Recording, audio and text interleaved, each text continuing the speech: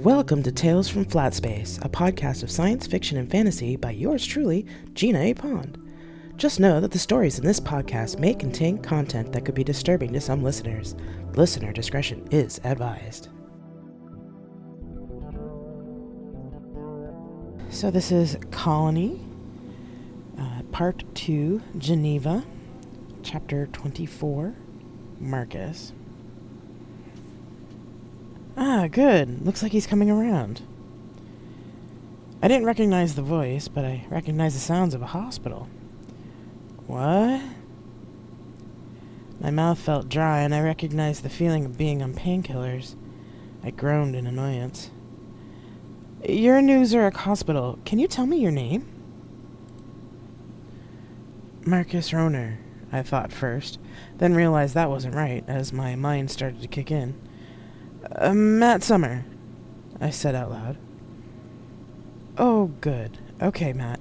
You've been in an air car accident. Your wife is okay. She's in the bed next to you. By some miracle, you and your wife only suffered minor injuries. I nodded and opened my eyes. The doctor was standing next to my bed. A nurse was removing needles from my arms. To my right was a window with the curtains drawn. I moved my head to the left, and I could see another bed with Lulu in it. A nurse removing her own monitoring equipment. Oh, great, I said groggily, but then remembered the accident. Levy? Levy? The person in the other car? The doctor frowned. The driver of the other car was more seriously injured, but he'll recover. And Levy? I asked. The man looked uncomfortable. I'm sorry, Matt, but Mr. Kuntz died at the scene. What? I heard from the other bed. Lulu tried to sit up, but the nurse held her down. Ma'am, you'll pull out the needles before I can get them out of you. Please, calm down. Levy's dead? I said in disbelief, as the nurse finished taking out the IV needles from my arms. I'm sorry. Your Uncle John insisted we tell you as soon as you woke up. I tried to tell him that we should wait until you're more awake and alert, but... John Smith is here? Shit. Uncle John knows us really well. He knew he'd want to know right away. I managed to get out around the lump in my throat. The nurse handed me a tissue. Thanks, I said, and wiped my eyes. Fuck, Lulu said, obviously angry, but she obeyed the nurse. Is Uncle John still here? I asked. The doctor looked at the nurse. Yes, they said. He went to the cafeteria for coffee, but I can send him in when he comes. Please, I said. He'll help calm my wife down. Shut up, sweetie, Lulu snarled. She gets grumpy when she's not feeling well, I said apologetically. The doctor smiled in sympathy. My wife is like that, too. I'll have them send him in as soon as... The door opened and John Smith walked in, holding a small paper cup of coffee. Lulu froze immediately. Now, Lulu, enough of that, he said, going over to kiss her on the forehead like a doting uncle. He came over to Marcus's bed. Nephew, how are you? Awake. Not feeling pain right now, but I think they've got me well drugged, I said. The doctor nodded. That should be wearing off soon. Just let the nurse know if you need anything. You two heal remarkably well. It runs in the family, said John. He stared at the doctor and nurse. Thank you so much for taking care of my favorite nephew and his wife. You're welcome, Mr. Smith. The doctor turned to me. Well, we want you to stay another night for observation, but you'll be able to leave in the morning. Thank you, doctor, said Mr. Smith, with an air of an order. The doctor blinked, then led the rest of the staff out of the room. Sir, I said when the door closed. He held up a finger to his lips, then reached into his pocket, pulling out a nanopicket. "Secure," he said, and the nanopickup began to hover around the room, poking into all the corners. After a few moments, there were a couple little pops near the ceiling. He held his hand back out, and the nanopickup dropped into it. John pulled one of the chairs between our beds, but positioned it so he could watch the door. He sat down. "Now that we can talk freely, report." Lulu looked at me. I frowned and said, "Chaos has been blocking all our attempts to find its creators. We thought we had a lead at the university, which was where we were heading to when we got into the accident. I stifled a sob. I think it may have tried to kill us." "It succeeded in killing one of you." John Smith frowned. "I assume that chaos..." The door to the room opened, and a short, fat black woman in an orderly uniform came in, pushing a cart. On top of the cart were what looked like food trays. She closed the door behind her, turned, and said, My, a car accident. I haven't seen one of those in ages. Sorry about your friend, but it's good to see you two awake. Doctors were so impressed by you two healing up so fast. Now, Mama Lassie here is going to help you get to and from the bathroom, make your beds, and then feed you, okay?" Lulu and I looked to John Smith, whose eyebrows looked like they were about climbing into his bald head. He cleared his throat. "Excuse me, madam, but we were having a private conversation." "Oh, I know, honey, I know. Did a right good job of those cameras, too. A nice little gadget you got in your pocket. Now, my good friend Marcia said that me and my friends were to help you as much as we can, so I came to help you." She went to the cart and pulled out a takeaway container, pulled over a table and set it in front of the head librarian. "I know you like shrimp and grits, friend, and this is my secret family recipe, all the way from Louisiana on Earth.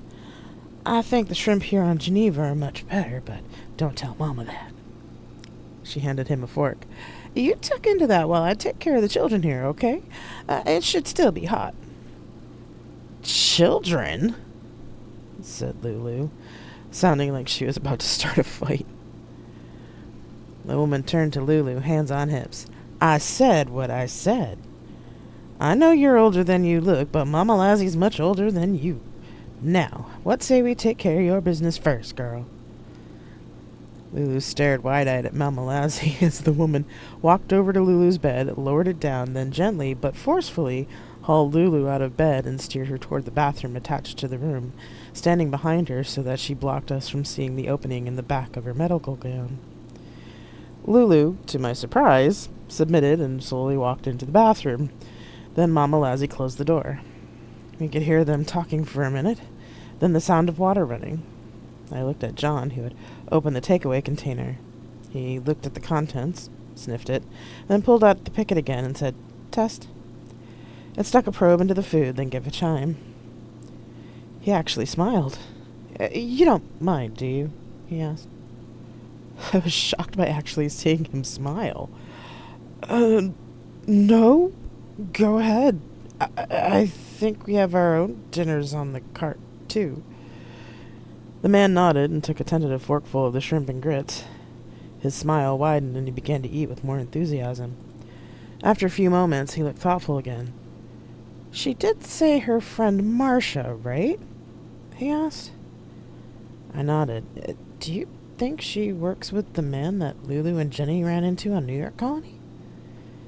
"It would be logical," John Smith said between bites. "Although how this is happening while Marcia is practically half a galaxy away is a mystery."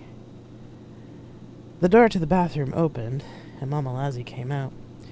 She didn't say anything, but stripped Lulu's bed and remade it with the brisk efficiency of long familiarity. She brought over a rolling table next to the bed and put a dinner tray on it. "Sorry I couldn't give you shrimp and grits, too," she said to me, "but it's doctor's orders. Once you come out of the shower, then I'll sort you out." I just nodded. She had the same force of personality as John Smith, and I realized she was just as scary. Scary in the way that mothers have when they'll brook no nonsense.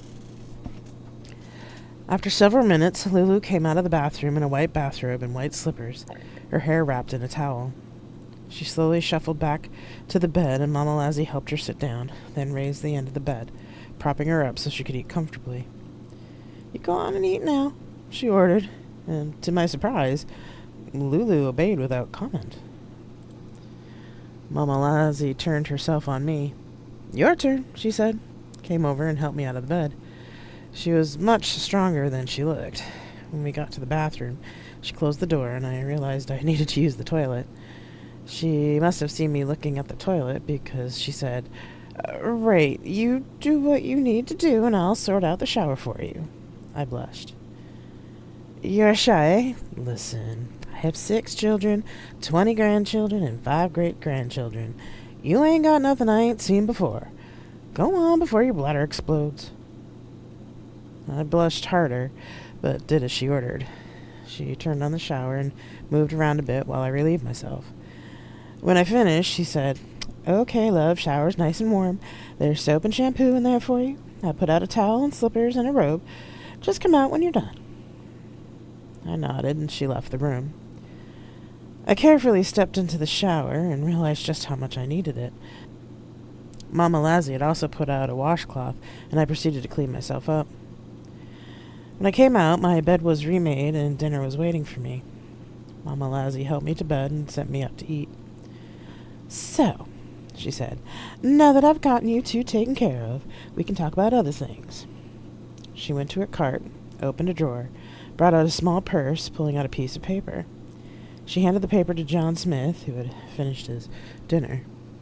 "Now, like I said, my friend Marcia said we should help you, and that there is the name and address for the person that you've been looking for. You should be careful when you go. Don't use a connected vehicle when you're traveling around Schweiz, or you're going to end up right back here." "Thank you for the information, Mama Lassie," said John Smith. "But how do you know Marcia?" She smiled. "My full name is Lazarus, and there's a whole bunch of my family with that name. Marcia is one of us, and she felt she had some debts to pay. We have our own ways of moving information around, just like you have your ways. Unfortunately, at least about this is the last time we can help you. Not that we don't want to, mind, just we have no more data. But you're smart folks, so I'm sure that you'll figure it out." She picked up the empty takeaway container. "Glad you enjoyed it, John Smith. You come find me again when you come back to Geneva. You look like you need some proper feeding." John's eyes nearly popped out of his head. I turned away before I laughed out loud and covered it with a cough. Mama Lassie chuckled. "You two eat your dinner now, and someone will be back to collect your dishes. Night all." With a large smile, she opened the door, pulled her cart through, and went on her way. John Smith looked at the paper in his hand, then got up and handed it to me. Is this your university, Professor?" he asked. I looked at the name. Dr. Janus Zimmerli was written on it, and there was an address on the Schweiz continent. "Yes, he taught about genetic algorithms and accessibility computing." "Excellent. Then you two will go to Schweiz tomorrow to find him. I suggest you take Mama Lassie's advice and avoid connected transport as much as possible." He turned and looked at Lulu, who didn't say anything. She seemed to be in shock. John stared in the direction Mama Lassie had left. He seemed more thoughtful than I'd ever seen him before. "Are you okay, Mr. Smith?" I asked. "Yes, Marcus. Remarkable woman, isn't she?" Yes," I replied. I decidedly was not looking at Lulu. John shook his head, then seemed to remember himself. "Right, while you two are in Schweiz, I will be at the Genovian Union building, cleaning up the mess that Levy's death has created and sorting out the disposition of his remains." He stared at me for a moment. "Is there anything of his that you would like as a memento?" he asked quietly. My amusement faded. I have my memory, sir. That's enough." John nodded. "Then I bid you good night. I will have a courier bring you your luggage in the morning," he said, then left. Jesus Lulu exclaimed as the door closed. I never thought I'd see that in my lifetime. She burst out laughing. What, him getting fed by your grandmother? No, I never thought I'd see him meet his match. Have you ever seen him take orders from anyone other than Control? Or hear him call someone remarkable? I thought for a moment. I've never heard him give anyone a compliment, I think. It's rare, but he was actually speechless. And he followed her orders. Oh my god, I can't wait to tell everyone. Don't you dare. He'll know who spread that rumor. Then he'll come after us. Or worse, he'll put you on desk duty. Do you really want to piss him off? She gave a dramatic sigh. I suppose you're right. But that was incredible. I like her. Lulu giggled. Told him he needed proper feeding. She laughed louder. I couldn't help it. Despite my heavy heart, I laughed too. Chapter 25. Marcus. We took the ferry from New Zurich to Schweiz, using yet another legend since our old ones were blown. I thought Mr. and Mrs. Musterman was a bit too obvious, but John assured us that it hadn't been used on Geneva before. We stayed in the lounge for the whole 8-hour trip, sitting on long couches, sipping coffee and reading. Neither of us were really in the mood to talk in the morning. We fed ourselves when we got hungry, but otherwise stayed quiet with our own thoughts. By afternoon, I'd had enough of reading. I put down my tablet and stared out the window at the bluish-brown ocean, watching the Grossmond come up over the horizon. I missed Levy terribly. I could still feel his kiss before we left for the university the day of the crash. The time we had spent together in New Zurich was some of the best days of my life. I'd even had the fleeting thought of maybe basing my future work from New Zurich. Admit it, Marcus, you were in love with him, I told myself. I didn't realize I was crying until I felt the tears roll down my cheeks. There was a tap on my shoulder. I turned to see Lulu handing me a pack of tissues. You miss him, she said. I nodded. You loved him? I nodded again. Took a breath. Then said, I didn't really realize it until now. I figured as much. I think he loved you too, as far as I could tell. Ours is a hard business to fall in love in, but I think he could have made it work. I pulled the tissue out of the pack and wiped my eyes, but the tears kept coming. I put my head in my hands and stared at the floor as the grief washed over me. I heard movement next to me. I'm not Blake, but I know what it's like to lose someone you care about. I'm not the best at human interaction, but I do recognize when someone needs the comfort of another human being. I lifted my head and stared at her for a moment. I never got to tell him I loved him, Lulu. She opened her arms, and I cried quietly in her embrace.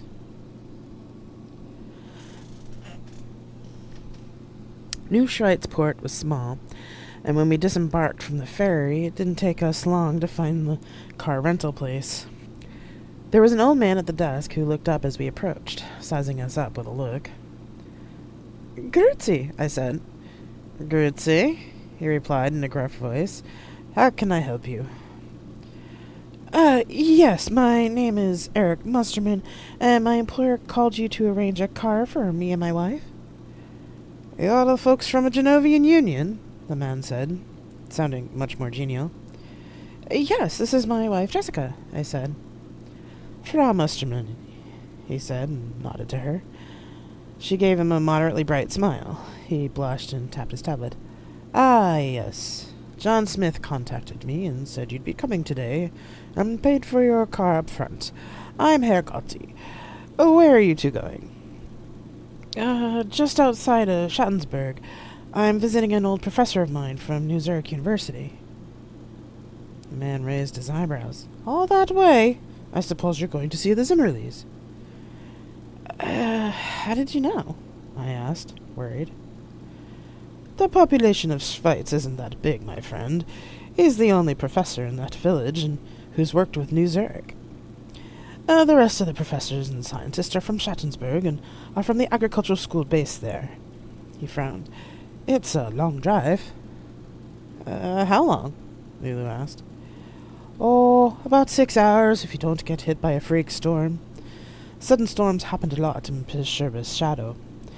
You'll want some provisions like water and food just in case. All of my cars will get you there, though, since they're regular cars. I see. I turned to Lulu. I suppose we'll need to stop at the local market, then. She nodded, but the man held up a hand. No, you won't be able to do that now. Things are closing up for the night. Now, why don't I have the wife fix us up some dinner? Then we'll send you off with the leftovers and some bottled water. We could put you up for the night if you'd rather. We have a spare room.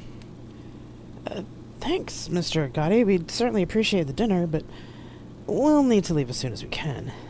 Yes, Lulu said. We have limited time, unfortunately. He nodded. Well, let's pick your car, and then you can enjoy my wife's cooking. She makes the best bread in the port, you know. I smiled, and he led us out to the lot, which was lit with lamps now that it was getting dark. I'll pick the car, honey, since I'll be driving, Lulu said, and marched over to the cars and began touching the hood of each one. What's she doing? Asked Gotti.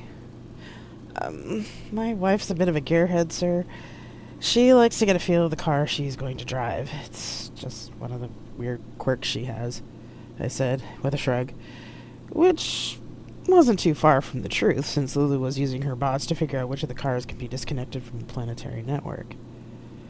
Mr. Gotti laughed. Yes, well, all spouses have their quirks, don't they? I nodded. We watched Lulu among the cars for a moment. Mr. Gotti, well, I appreciate the dinner and all. You really don't have to. Oh, yes, I do. Genovian Union saved my business. Unity Bank refused to loan me money when I needed to upgrade my fleet. Their customer service is horrible, Thomas Seish. He spat on the ground. I gave up on them and talked to the people at Genovian Union, and not only did they approve the loan, they gave me more credits at a lower rate, so I didn't have to skimp on safety. No, you're good people, he said, patting me on the shoulder. Oh, I'm glad the loan department was able to work things out with you. Yes, well, I switched on my banking to them after that. I told all my friends to switch too, especially after Unity Bank started to rework the terms of the farm mortgages, nearly bankrupting a lot of the families. Most of these families have been here since the founding. No, I appreciate your bank greatly, Mr. Musterman. Well, the board does like to make sure people are cared for. It's a thing for them, I replied. You can call me Eric if you like. I always feel weird when people call me Mister, especially with my last name, but my parents had a strange sense of humor. Mr. Gotti laughed. I had wondered. This one, yelled Lulu from the end of the lot. We walked to where she was, and she had her hand on a dark blue truck that had a high clearance and large wheels. You sure?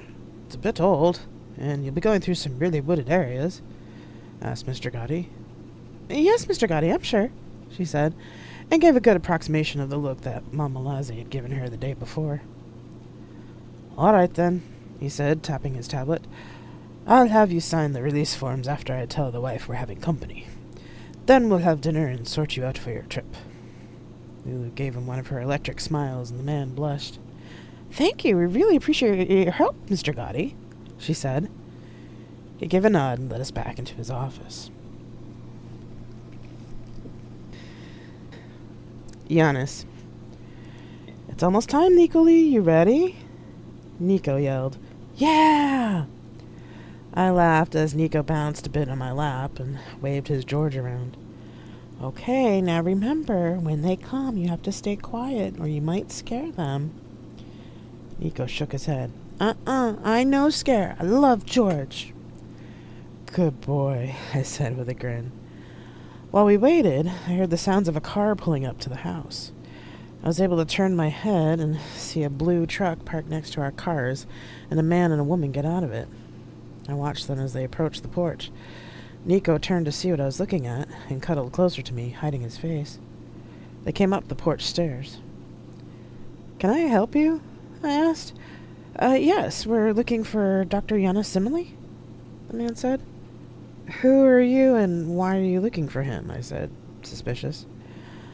"I'm Marcus Roner, and this is my wife, Jessica," the man began, and the woman stared at her husband with a strange look. "I took his genetic algorithm class at NZU, and now I work in security for Genovian Union Financial. We'd like to do a collaboration with him." Marcus Roner. The name sounded familiar, but it wasn't a name from one of my recent classes.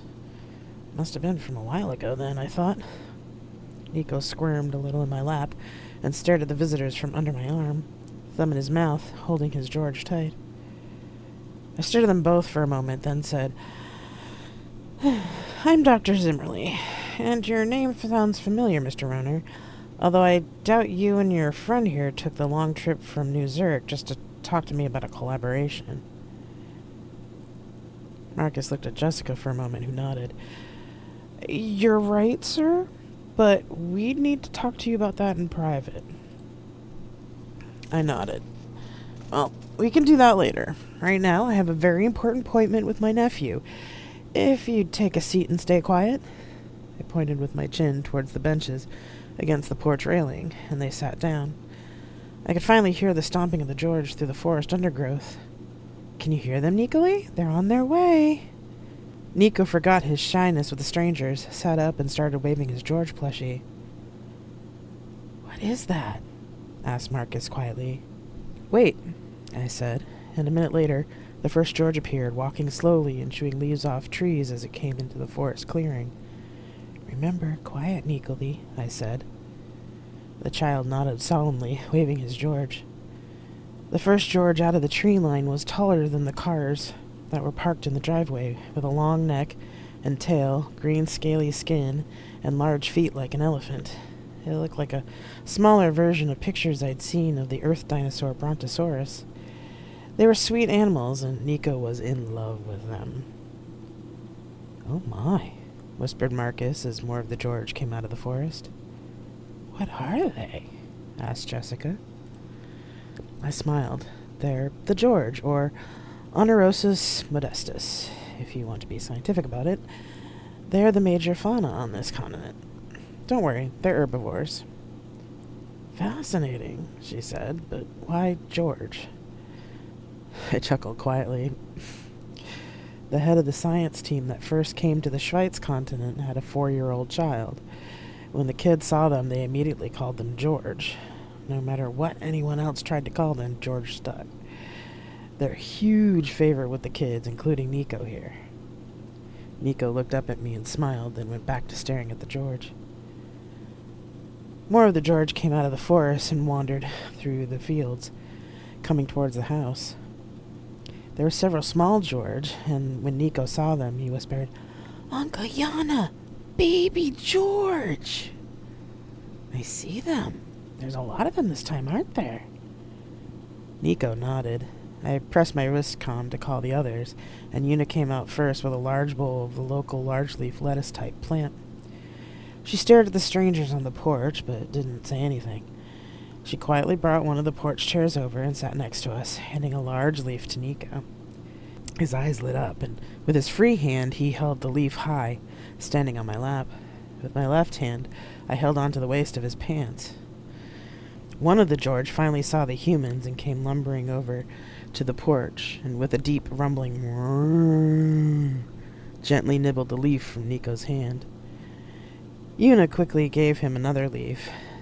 The toddler held it up, and the George took it. I heard the rest of the family come out of the house, moving slowly with their own bowls. The other George saw the new humans and came over to investigate if they had leaves, too. Lena went over to Marcus and Jessica and handed them her bowl of leaves. Marcus looked dubious, but Jessica pulled out a couple of leaves from the bowl, stood, and held one up. One of the other George came over, gave its own roar, and nibbled her leaf. When the George was done, it looked curiously at her bright red hair, leaned over, sniffed, then wuffed at the hair, trying to nibble it. I stifled a laugh as she went wide-eyed and still. The George, finally figuring out that it wasn't a new kind of leaf, blew out another breath, then went for the bowl of leaves. Marcus took it and held it up for the George, and their George munched happily. Una leaned over and said to Nico, "You want to feed the babies?" Nico nodded enthusiastically, and Una picked him up and took him down the stairs of the porch with the bowl of leaves. The little George came over to investigate, and Una helped Nico hold out the leaves for them. They all started to go for the bowl, sending Nico into giggles, which made all of us smile, even Marcus and his friend. Jessica smiled at me. "Hard to resist baby giggles," she said, then jumped as another George came up and sniffed at her head. Marcus put his hand to his mouth as the large creature blew into her hair. "They must think you're some sort of weird flower or something, Jess," said Marcus. Jessica stuck her tongue out at him as the George nuzzled her. Lena shook her head. "No, they've just never seen a red-headed human before," she said quietly. "They're not afraid of us, really, but are easily startled. My colleagues believe they think that we're strangely shaped members of their herds that don't migrate with them. This is the time of year where the herds start to migrate north to spend summer under the shadow of the Sherborne. There's 10 herds, about half of them come through our fields. We keep their way as clear as we can, since they use the same paths each year. They don't have any natural predators, you see. They're very gentle herbivores and very curious about us." As she said that, another of the adults gave out a "Mrrr" and leaned over to get pets from Lena. Another put his head near me, and I reached up with my left hand to give it a scratch near its ear hole. It gave a satisfied "mmm," stayed for a moment, then continued on its way.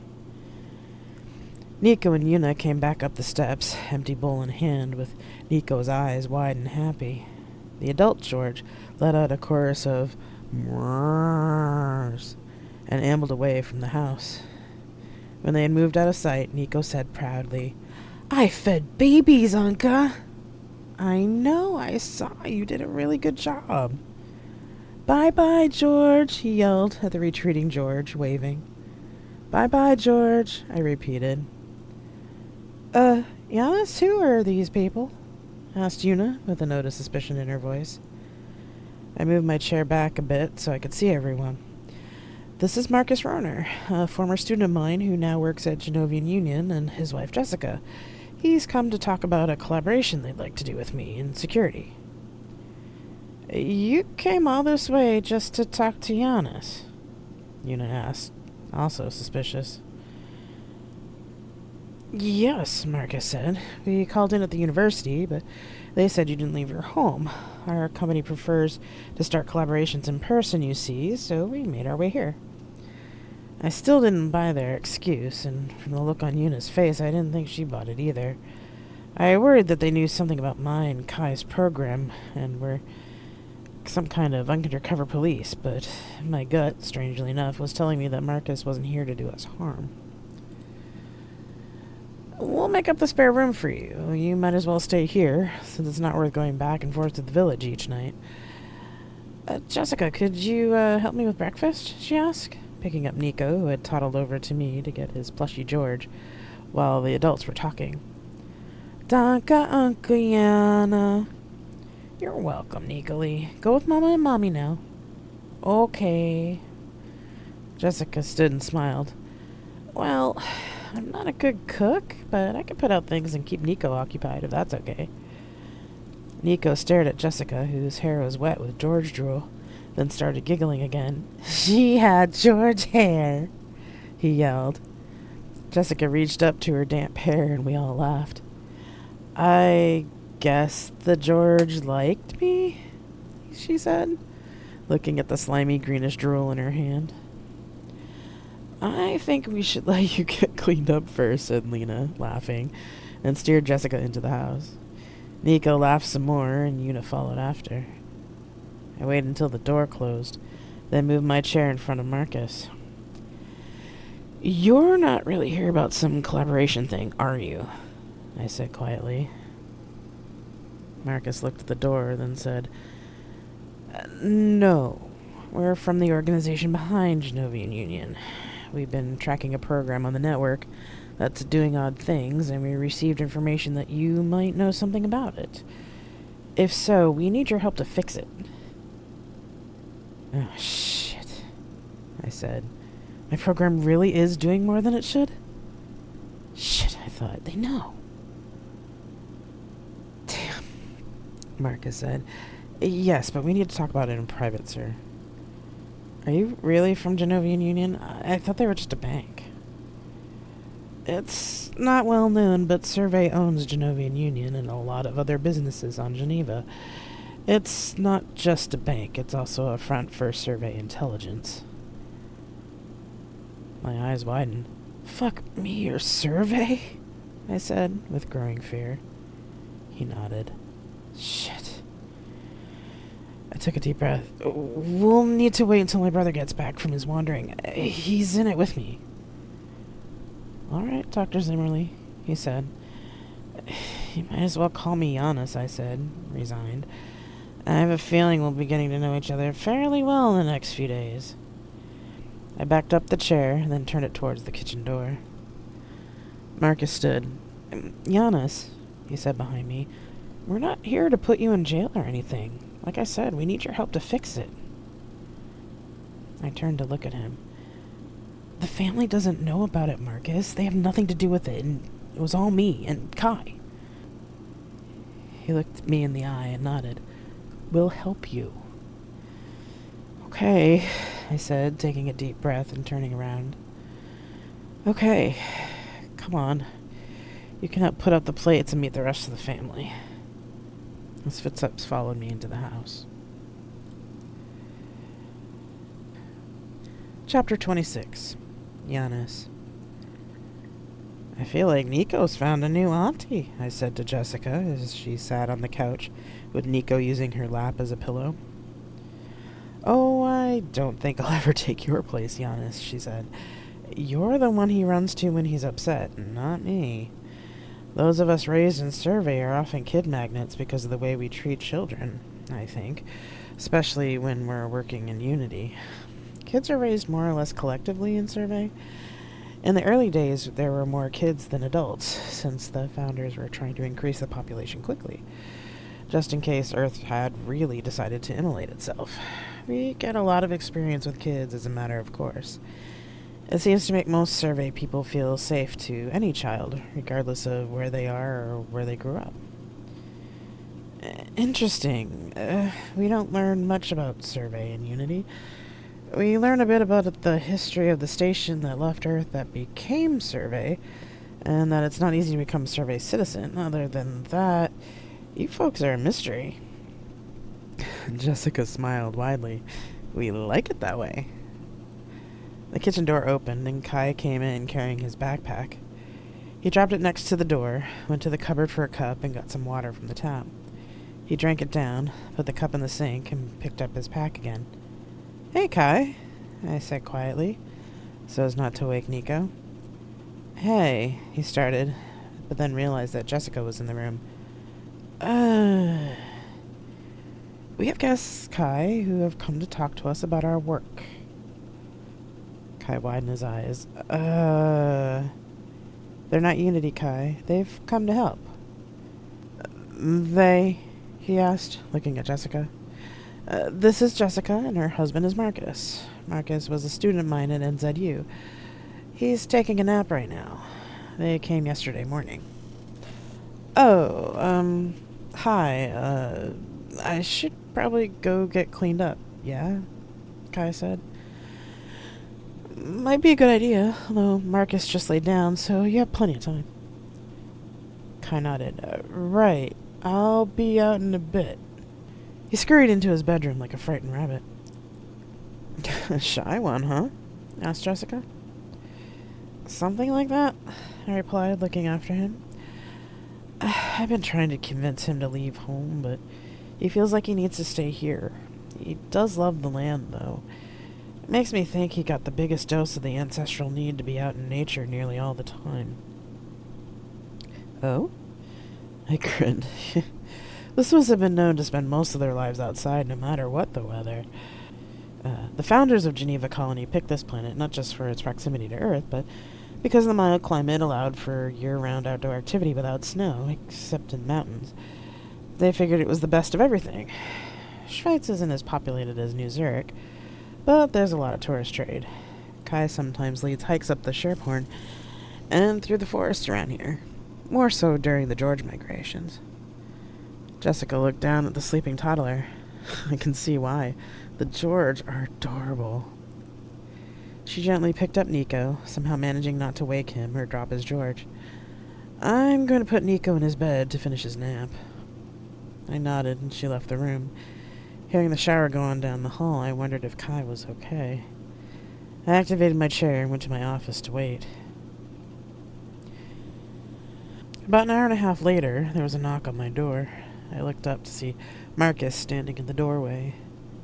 Hey, Annis, I heard that your brother's back. Yes, he was getting cleaned up from his camping trip. Did you have a good nap? Marcus nodded. It's nice and quiet here, even with the George. I grinned. The George are much quieter than you'd think for such a large animal. They're quite amazing. Definitely. Feeding them was incredible. We were quiet for a minute. The program is doing things it shouldn't, right? I asked.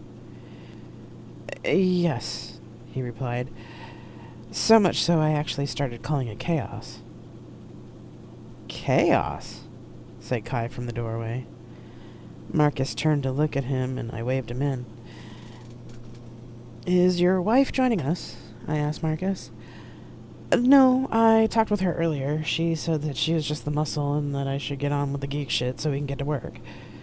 Marcus grimaced. Jessica isn't always tactful. She kind of scares me, said Kai. Marcus gave a short laugh. She should. She scares me. Kai blanched. Something about the way Marcus replied scared me too. So, Marcus, who are you really? I asked. I really was a former student of yours about 13 years ago when I was at NZU. I was recruited by the New York Colony Bank after I graduated to do forensics for the Niemand heist. After that investigation stalled, I was recruited by Unity Intelligence. About 4 years ago, while on assignment for UI, I was recruited by Survey Intragalactic, who I've been working for since. Several months ago, I was given the assignment to figure out the source of a third-party actor that was influencing the markets by manipulating Unity politics. During my investigation, I named this third-party Chaos because that's what it was causing. It had maneuvered the New Harmonists into high-level political offices that turned the government into a more conservative direction. It funded other radical groups, slavers and mob bosses all over Unity, except for here. This, in turn, caused certain markets to surge, but sent Unity in the wrong direction. Survey knew that the New Harmonists couldn't be allowed to gain control, so our ambassador dispatched the ones at Unity Hub over 2 years ago, and another operative toppled their home planet's government. This should have caused a major recession, but chaos intervened, and it ended up only being a minor recession, and the groups that were funded by the New Harmonists, including the ones that let off the dirty bomb on New York Colony, were still being funded by an anonymous source through several shell companies. At the time, I couldn't find the source, but then another source, who had also been investigating, gave us the Unity-wide data we needed. Well, the data led us here to Geneva Colony, but every attempt to get the source of the code led us to a dead end. That was when I had the idea to check in at the university, but Chaos wouldn't let me get any of the faculty information, no matter how hard Jessica and I tried. He took a deep breath. Jessica, my other partner, Levy, and I decided to go personally to the computer department, but we got into an air car accident on the way there. Jessica and I weren't hurt, but Levy... He stopped and wiped his eyes with his hands. I was horrified. I looked over at Kai. He was white as a sheet. He stared at me. You said all it would do was play the markets for us, that what we were doing was legal. He stood up. You told me it was only going to make us some money to live off of. Kai. Slavers? The Senate? How many, Mr. Roner? Kai was shaking. How many? Marcus asked, confused. Yes, how many people did we kill? I can't tell you that, Kai, because I don't know. It's not that simple, Marcus said. I nodded in agreement. Kai turned back to me. How can you be so calm, Giannis? Our little program has killed people, enslaved people, just so we could have a little extra money. What happens now? Are you here to arrest us? No, Kai, said Marcus. We're here to give you a chance to make things right. I want to work with both of you to try and see if we can stop chaos. Marcus, how did you find out about us? Giannis, Kai started to say. No, I need to know, I said. Kai sat and folded his arms. The same people who gave us the Unity-wide data gave us your address. We had to travel with minimal planetary network connections so that we could avoid chaos trying to stop us again. You mean kill you? Said Kai. Marcus turned to Kai and said, Yes. If we surrender to you, will you see to it my family is safe? I asked. I don't care what happens to me, but the rest of the family shouldn't suffer for what I've done. You? I was on this too, Kai exclaimed. But it was my programming, my code that got away from us, Kai. You mostly help with information. I was the one who did the programming. But I'd had enough. I looked my brother in the eye. Kai, I'm taking responsibility for this. Stop trying to protect me out of some misplaced guilt about the accident. Kai's face darkened. Fuck you, Giannis, he said, palmed the door open and stormed out of the room. Shit, I said, putting my hand to my head. Marcus was about to say something when there was a noise from the hallway. Jessica came through the door, dragging Kai with her. Marcus, I was walking by and saw Kai coming out of here. He looked rather upset.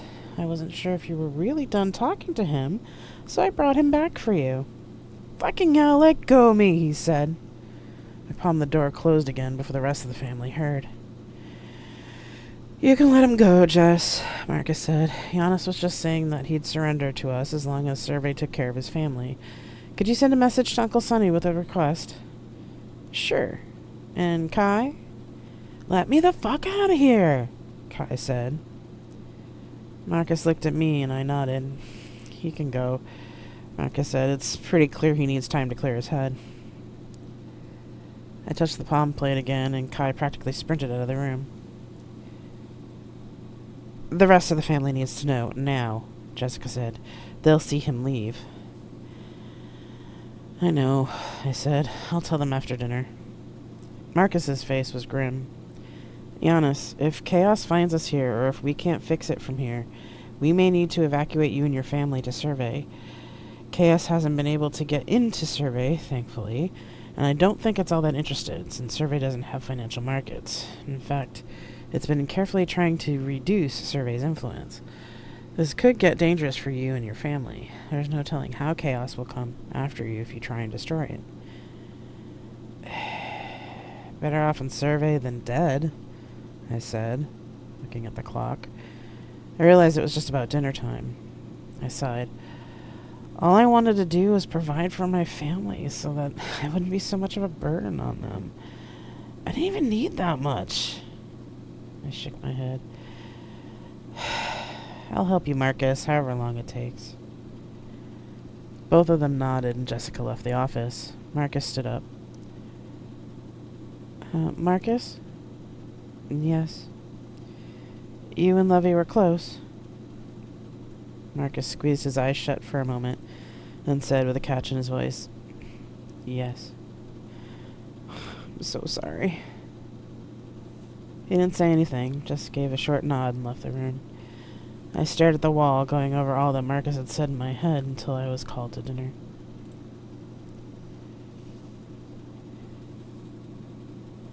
Chapter 27. Lulu. I saw Marcus come out of the hallway where Giannis' office was, with a pained look on his face. He stopped when he saw me on the floor with Nico, nodded, then went into the bedroom we were sharing. Shit, he's thinking about Levy again, I thought. Jessa, look, said Nico, holding up the paper he had been drawing on. There were several stick figures on it. It looked like he was drawing a family. Wow, Nico, you draw really well. Is this your family? Uh-huh. Dis Mama, dis Mommy, dis Mika, dis Ara, dis Uncle Giannis, dis Uncle Kai, dis Uncle Ben, dis Uncle Yuri, dis Oma, dis Opa, dis Marka, and dis you. The stick figure of me had bright orange hair. I smiled. I'm part of your family now, Nico?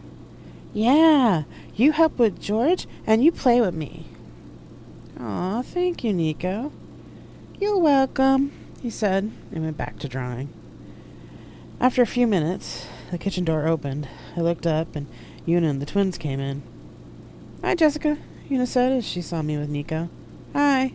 The twins waved and went to their room to put away their sports equipment. Nico got up and toddled over to his mother's. Mama, Mommy, he said, with raised hands. Lena scooped him up as Una had several bags in her hands. Uncle Kai home. Oh, good. Were you good for Jessica? She asked. Nico nodded. We made pictures. You did? Uh-huh. I picked up the family portrait he had drawn and brought it over to his mom's to look at. Apparently Marcus and I rate family status because we help feed the George. Lena and Una laughed. Well, the George are important, Lena said. Aren't they, Nico? Yeah, Nico yelled. At that moment, Kai came barreling out of his room with his backpack. Going out again, he announced angrily, and slammed open the door. Uncle Kai! Nico yelled after him, then started crying. Shit, I said. I'll go after him. Lena nodded, trying to calm Nico down, as Una looked stunned. I ran out the door. Kai was fast, but with my enhancement I was able to catch up with him before he made it to the tree line. I grabbed his arm and turned him around. So you're just going to storm off like that without even talking to your family? I asked. What do you care? I care because you have 3 young kids in there who are wondering why their Uncle Kai is disappearing again. Never mind the fact that you just scared Nico. I looked him in the eye. You think running away from this is going to help anything? Let go of me, he said. You know nothing. You can't keep me here. No, but I can ask where you're going. You understand that if things go wrong, we may need to get you off planet, right? He stared at me, then looked towards the tree line. The summit of Piz Sherba, he said. Through the bush. It'll take me 3 days to get to Murin, a day to go up, and 3 back. Listen, I'll do what you want when I come back, okay? I just have to think, alright? I stared at him for nearly a minute, while my bots shed a tracker that attached itself to Kai's skin. All right, I said, letting go of his arm. 7 days. Kai nodded and disappeared into the forest. I watched after him, then blinked for my optic view of the tracker. His signal was good. I sighed.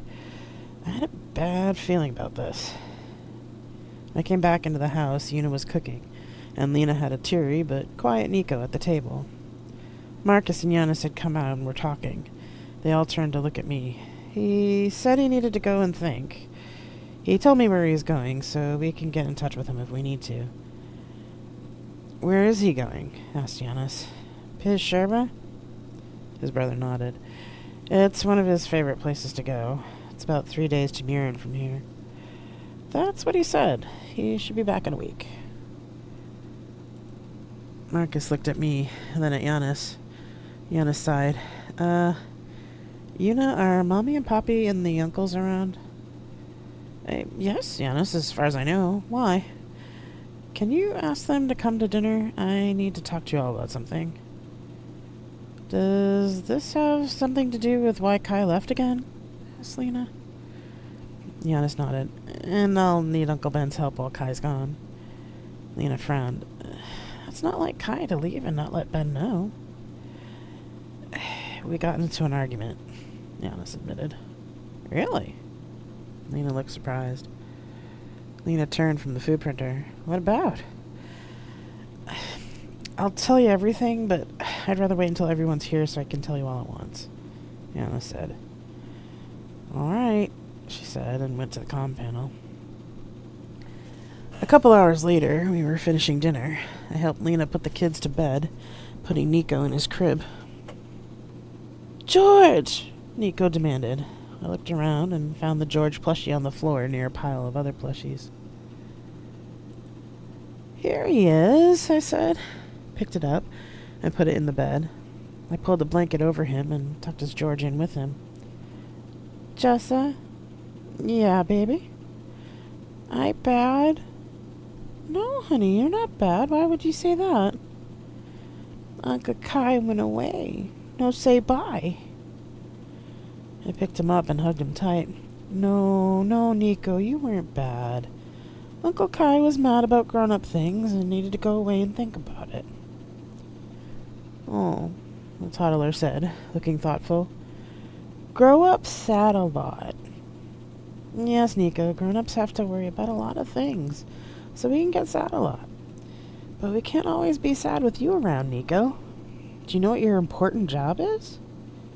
Aya's job? That's right. Probably the most important job of all. Really? Yup. Your job is to make grown-ups laugh and have fun. It's a kid's special magic to remind grown-ups how to do silly things and play. I can do that, Nico said in all toddler seriousness. You remember that, and when your Uncle Kai comes back, you can make sure he plays with you, okay? Yeah, you smart, Jessa. Thank you, Nico, I said, putting him back into bed with a kiss. But now you need to sleep, because if you don't sleep, your play tank will be empty. Okay, I sleep now, he said, then turned and snuggled with his George. I turned around to see Lena and Una smiling in the doorway. I watched as they kissed Nico goodnight, then came back out and closed the door. You're really good with the kids, Jessica, Una said. Thanks, I said. Kids are really important to me. They're the future. They both nodded, and we went back to the living area. The others had cleaned up and made coffee while we put the kids to bed. When we were all sitting down, Una said, So, Giannis, what the hell is going on? Giannis laughed. You know how Kai and I told you a long time ago that we'd made some investments for the family? Yes, you said something about stocks or whatever. And then we'd been getting some sort of income from it each year. Yuri said, It's been quite helpful over the years. Well, it's actually much more than that, Giannis said. I wrote this computer program with help from Kai to play the financial markets. It worked really well, but according to Marcus and Jessica and my own checking, it's gotten out of control. What does that mean? Said their father. How? Giannis explained it to them with help from Marcus. The family's faces grew more and more pale as they described what had been happening. I watched their faces and wondered which one of them was going to blow up first. You did what? Yelled Giannis's father. His uncle Yuri yelled at the same time. You put our whole family in danger for some credits? Are you fucking insane? Giannis put his good hand to his head and sighed. Yuri, I didn't know until about a month ago that it had gotten away from me. And I didn't know until Marcus told me today what it was really doing. We didn't know it was Giannis who created it until a few days ago, Marcus added. And just who the hell are you? Giannis's mom asked. As I said earlier, ma'am, Jessica and I are from Survey Intelligence, and we've been investigating this code for the last year or so. It's already killed in order to protect itself, and... Both of our wrist comms chimed. I looked down at mine, and there was a message flashing red. I tapped it. Leo's en route, ETA 1 hour, 30 minutes to S-Demon. JS. What? Asked Giannis. Chaos found us, said Marcus. Giannis paled. We have 30 minutes before they can evacuate us. He turned to Una and Lena. Get the kids up, only bring what they absolutely need. We can print you clothes and anything else when we get onto the ship. If they have a favorite toy, they can bring that. They sat in disbelief for a moment, then Una and Lena ran into the other rooms. Giannis' father crossed his arms. We're not going. Georg, Yana's mother said, her face white. No, Margaret, we're not going. We've lived our whole lives here. I'm not going to let some computer program dictate my life. But Poppy, Giannis began. Annoyed, I stood up and leaned over the table towards the older couple and said calmly, Georg, that's bullshit, and you know it. Weren't you listening?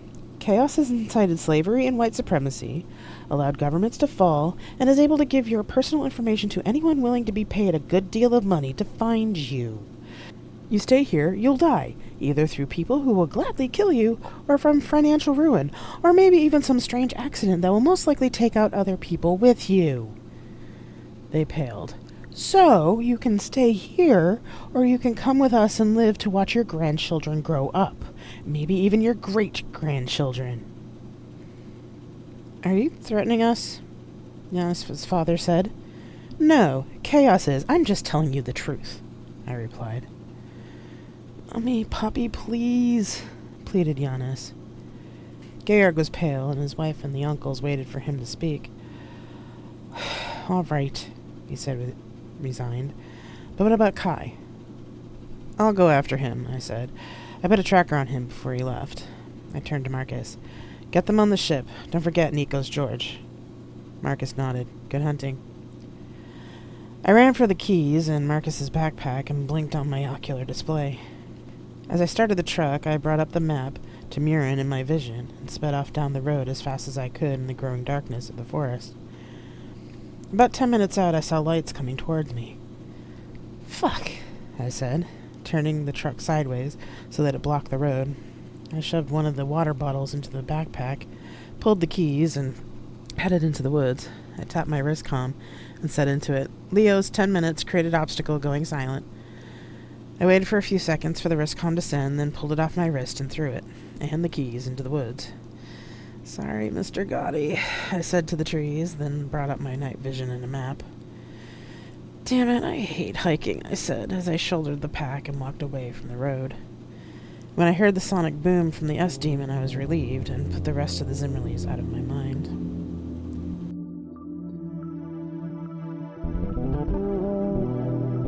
You have been listening to Tales from Flat Space. If you want to support me in my writing, there are many ways to do it. Share this podcast, follow me on my Twitch channel, or buy my books.